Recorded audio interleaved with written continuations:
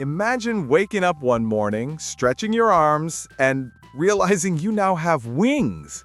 Not tiny decorative ones, real powerful wings that could lift you off the ground. But before you start soaring over your neighbor's backyard barbecue, there's one tiny problem: sky traffic rules.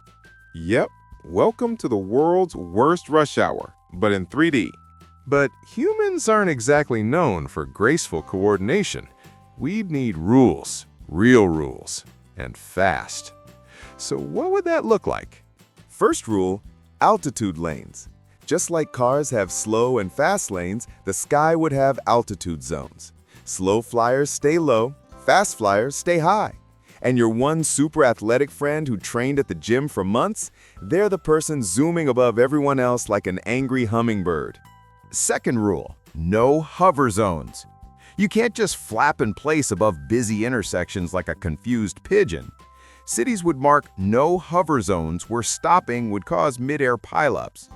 Imagine 20 people crashing into each other because one guy paused to take a selfie at 200 feet. Third rule, turn signals. Yep, we'd need them. But instead of blinking lights, the government might require colored feathers, glowing armbands, or a specific arm and wing gesture. And of course, someone will always forget to signal, causing half the sky to scream, "Bro, at least pretend you're not a danger to society!" Fourth rule, weather checkpoints. Flying in rain, fog, or wind would be risky. The weather app would no longer say 100% chance of rain. Instead, it would say, if you try to fly today, you might end up in the next state. And, of course, wing fitness tests. Before getting your sky license, you'd have to prove you can stay airborne for more than 30 seconds without spinning like a broken ceiling fan. Gyms would open wing day classes. Protein powder sales? Through the roof. But here comes the biggest twist. With millions of people crowding the sky, cities would have to build sky highways, floating paths with hovering lights, drones acting as traffic cops, and giant nets below to catch beginners who misjudged a turn.